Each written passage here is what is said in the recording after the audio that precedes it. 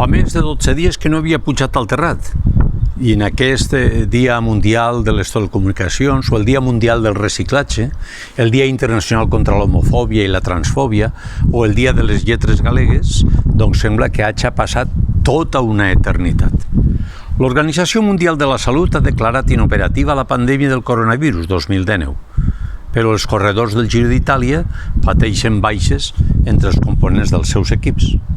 Continuen vivint el 446 dia d'invasió d'Ucraïna sense veure-li el remat a la guerra. Han passat 92 jorns de terratrèmol viscut a Síria i a Turquia, però els mitjans sols publiquen les artimanyes d'Erdogan.